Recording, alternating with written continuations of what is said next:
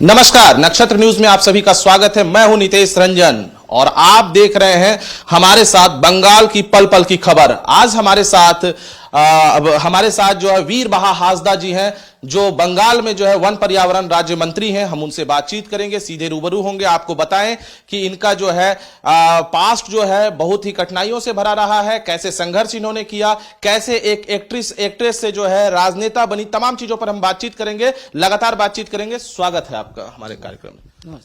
Ma'am, जहन में कैसे आया कि राजनीति करनी चाहिए? देखिए, घर में बचपन से ही राजनीति का बात होता था, क्योंकि पापा राजनीति में थे। तो पापा खुद झारखंड पार्टी नौरेन बोल के एक पार्टी बनाया था, तो सुबह शाम राजनीति के बारे में ही बातचीत होता था, सुनने को मिलता था, बहुत कुछ देखने को मिला है। तो बचपन से ही तो पॉलिटिक्स में इंटरेस्ट था। अच्छा, झारखंड पार्टी जो पिताजी ने बनाया, एनु हीरो के साथ वो पार्टी, तो क्या हुआ जो फिर अलगाव हुआ दोनों के बीच? देखिए, पहले झारखंड पार्टी पापा जो करता था एनी हीरो ग्रुप में, फिर पापा अपना एक पार्टी बनाया। उसका एक ही कारण था, पापा ग्रेटर झारखंड का आंदोलन करने लगा था, क्योंकि पापा को ग्रेटर झारखंड चाहिए था, जो हम लोगों का पुरुलिया बांकुड़ा ये सब भी जुड़ा हुआ था।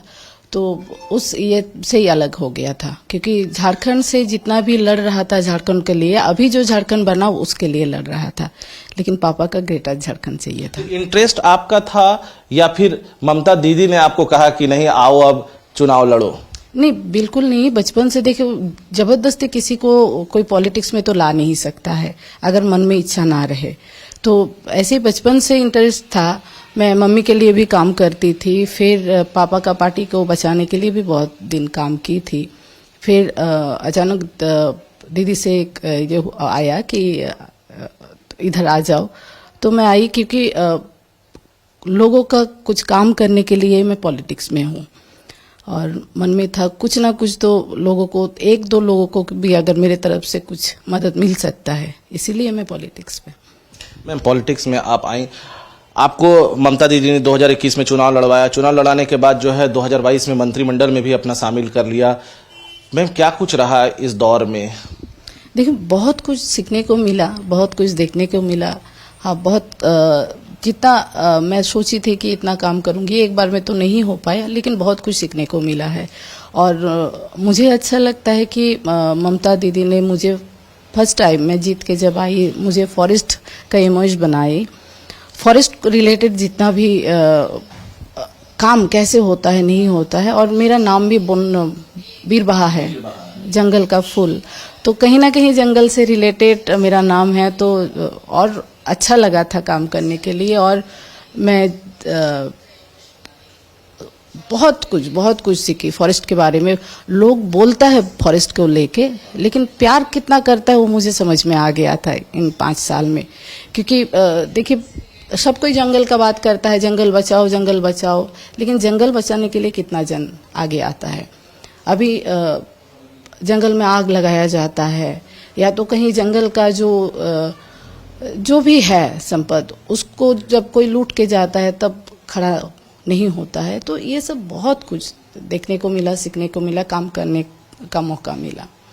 जंगल को लेकर ऐसी क्या एक्टिविटीज आपने की जो जंगल में आग लगने से रोका जा सके, या और भी क्या कुछ आपने स्टेप्स लिया? चूंकि देखिए अब चुनाव है, हम लोग चुनाव में हैं, तो जनता ये जानना चाहती है कि क्या कुछ वैसा काम किया जिसको देखकर जनता वोट करे। देखिए, जंगल को बचाने के लिए एक बार में तो ये नहीं कर सकती हूँ, लेकिन हाँ, पहले जो चोरी होता था जंगल में, वो बहुत ये में कम हुआ है। अभी वैसा सुनने को नहीं मिलता है। पहले पेड़ काट के चोरी किया जाता था, या बहुत कुछ होता था, जो एक्टिविटी हम लोग कम कर दिए हैं। और आग लगाने का जो तरीका बढ़ गया था, उसको भी बहुत ये था। लेकिन हाँ, पब्लिक अगर ये नहीं करेगा, हेल्प नहीं करेगा, तो कुछ नहीं हो सकता है। पब्लिक को आगे आना चाहिए। और हाँ, आप देखिए, जो जंगल का जितना भी हाथी हो या शेर हो, उसका जो जनसंख्या हो रहा है वो तो बढ़ रहा है दिन ब दिन। तो उसको किस तरह से हम लोग बचाए, पब्लिक को किस तरह से बचाए, दोनों में बहुत चैलेंजिंग है। बाकी डिपार्टमेंट से फॉरेस्ट डिपार्टमेंट बहुत अलग है, क्योंकि इधर इंसान और जंगल का जो भी है, इन दोनों को लेके आपको काम करना। इधर हाथी भी बहुत उत्पात मचाते हैं इस इलाके में। नहीं, देखिए, हाथी उत्पात मचाते हैं मैं नहीं बोलूंगी, पब्लिक उत्पात मचाती है, तब जाके होता है।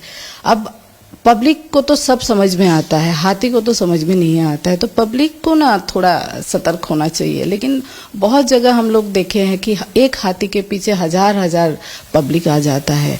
कोई कुछ फेंक के मारता है या उसका पूंछ पकड़ के थोड़ा खेलता है। तो पब्लिक अगर ठीक रहेगा तो हाथी कुछ नहीं करेगा। मैं इतना 5 साल में मुझे जो समझ में आया है, लेकिन हम लोग पब्लिक को क्या समझाए।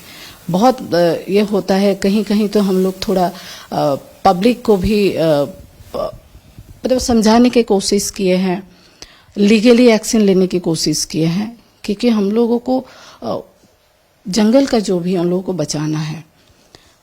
तो काम बहुत हुआ है फॉरेस्ट डिपार्टमेंट में, मैं कोशिश की हूँ और मुझे लगता है कहीं ना कहीं थोड़ा बहुत काम तो मैं कर पाई हूँ।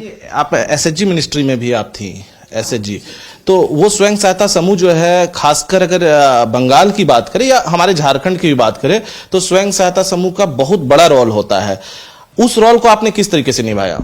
देखिए, मैं ये क्लियर कर देती हूँ, एसएचजी डिपार्टमेंट हम लोग एसएचजी जो संघ होता है उसको लेके हम लोग काम नहीं करते, वो पंचायत डिपार्टमेंट पे होता है।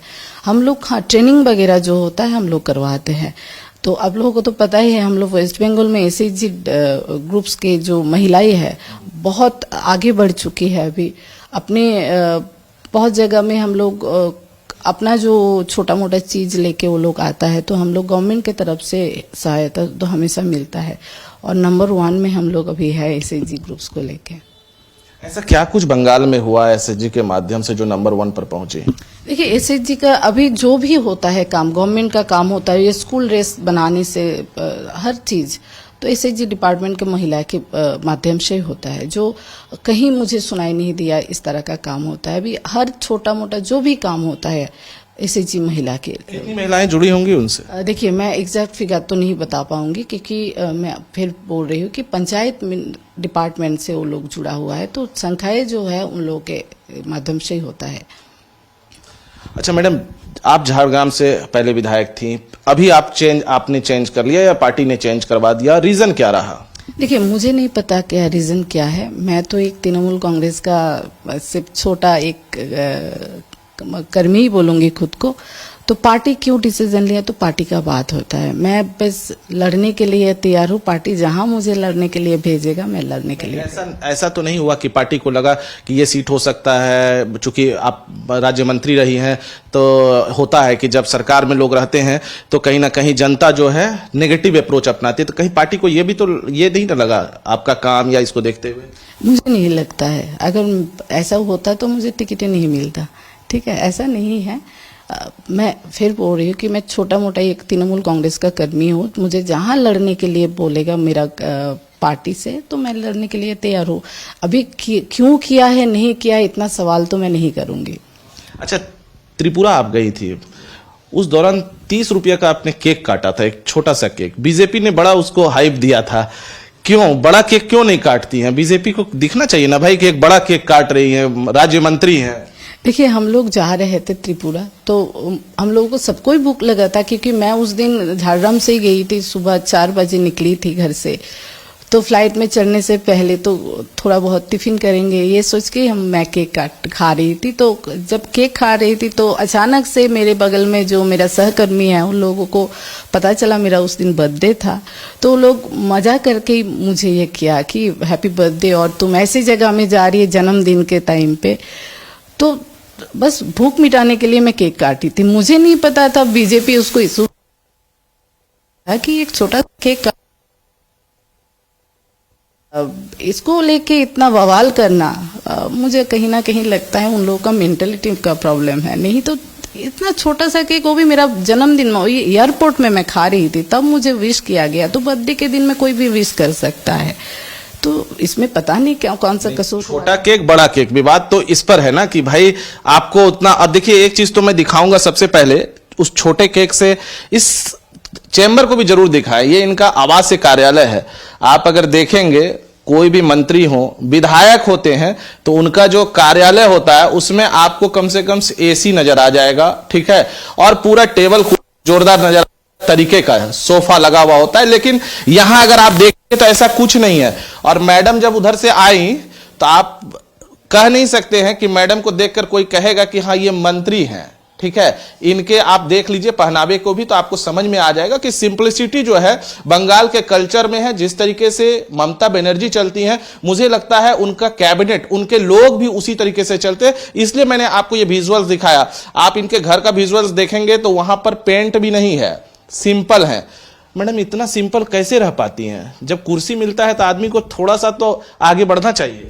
देखिए, मुझे मेरे पापा और मेरे मम्मी सिखाया है, आज जो भी हूँ, पब्लिक मुझे वोट किया है, ठीक है। पब्लिक का भरोसा मेरे ऊपर है, तो पब्लिक का वोटों से जीतने वाला लोगों को दिखावे पे नहीं, और मैं दिखावे का जिंदगी जीना नहीं चाहती। मैं बहुत सिंपल रहना चाहती हूँ, ताकि मेरे साथ जो भी जुड़ा हुआ रहता है। मैं मार्केट भी जाती हूँ, स्कूटी में जाती हूँ। प्रॉब्लम मार्केट स्कूटी से जाती हैं? जी, मार्केट में भी स्कूटी से जाती हूँ। मुझे दिक्कत नहीं होता है, क्योंकि मुझे वो अच्छा लगता है।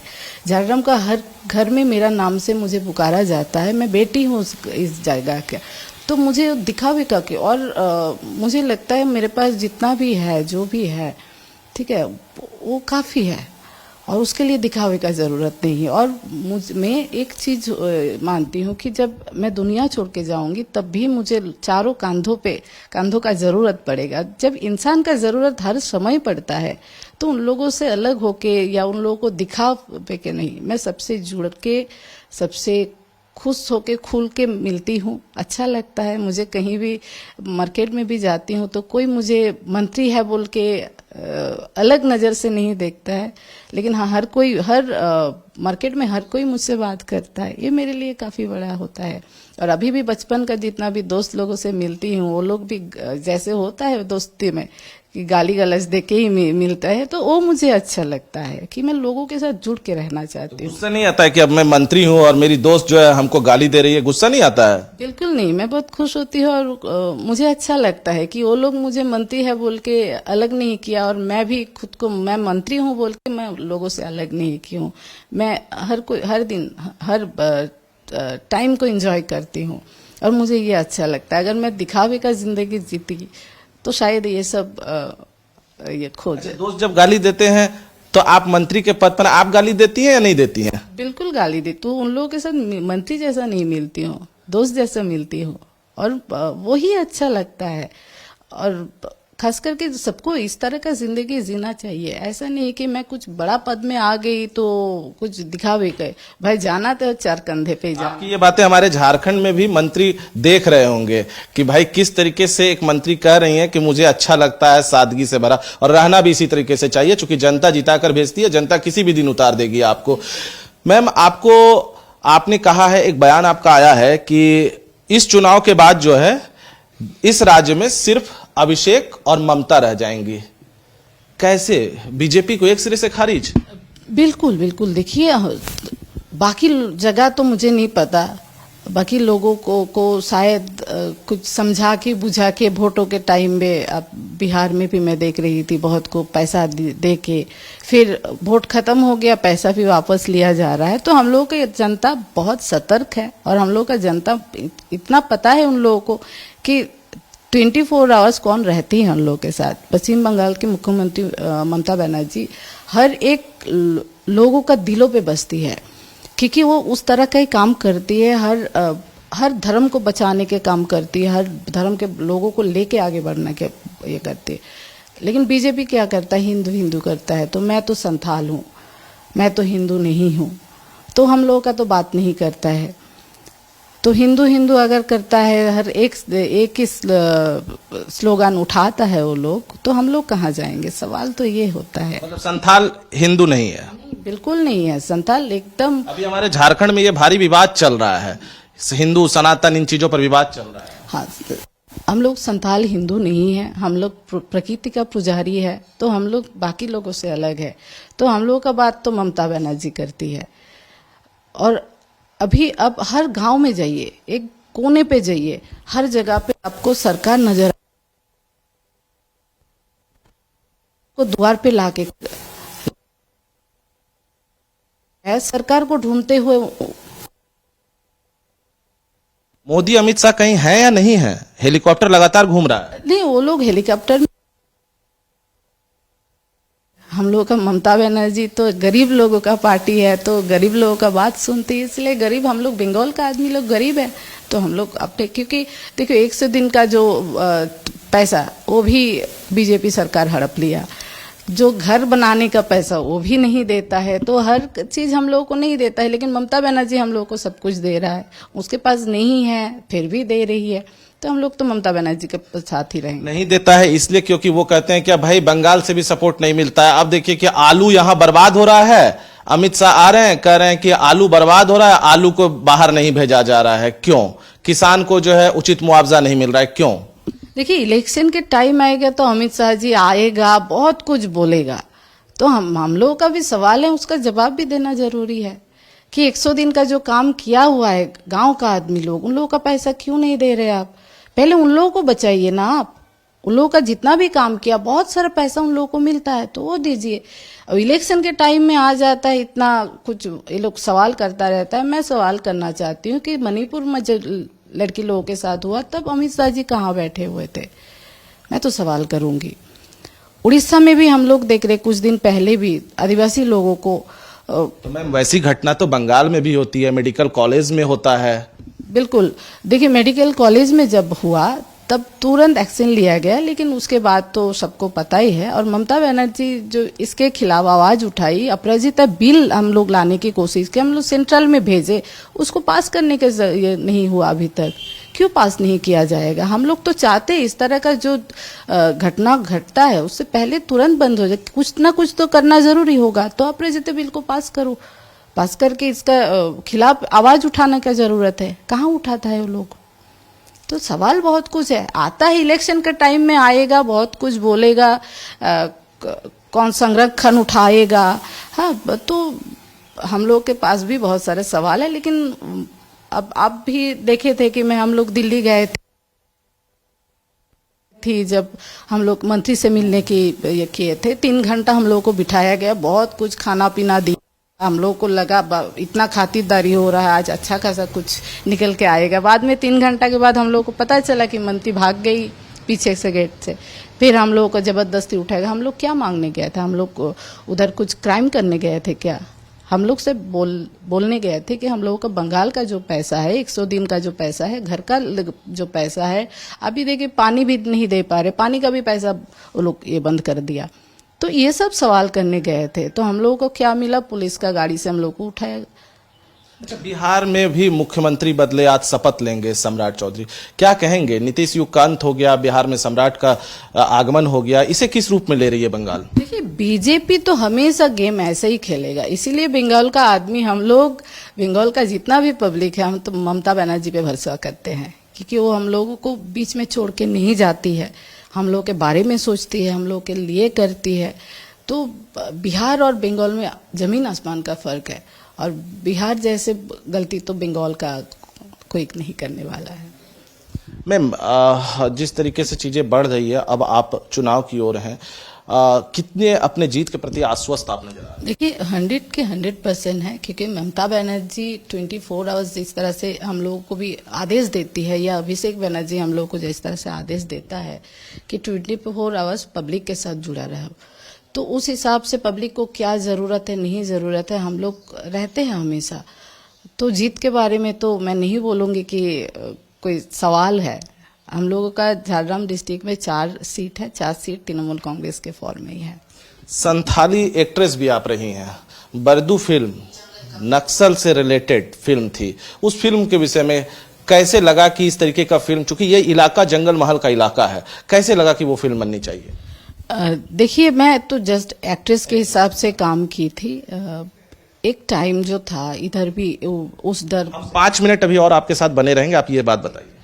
हाँ देखिए, पता नहीं मुझे एज ए एक्ट्रेस मुझे वो फिल्म मिला था, तो मुझे अच्छा लगा था काम करने के लिए। लेकिन हाँ, हम लोग का इधर भी जिस तरह से माओइस्ट का एक प्रॉब्लम क्रिएट हुआ था, उसमें तो पब्लिक को थोड़ा डर था, तो उस डर से तो ममता बनर्जी निकल के लाई है हम लोगों को। तो फिल्म में तो जस्ट एक्टिंग ही था। आपने किस चीज का एक्टिंग किया था? हाँ, हीरोइन का ही की थी। हाँ, कोई गाना एक याद हो तो कोई एक गाना आप? देखिए 5 साल में मैं अपने आप को एकदम उस जगह से कन्वर्ट करके इस जगह में लाई। मैं 5 साल में एक बार भी मुझे नहीं लगा मुझे फिल्म करना चाहिए, क्योंकि मुझे लगा कि पब्लिक मुझे वोट किया है, 5 साल मैं उनके लिए काम करूंगी।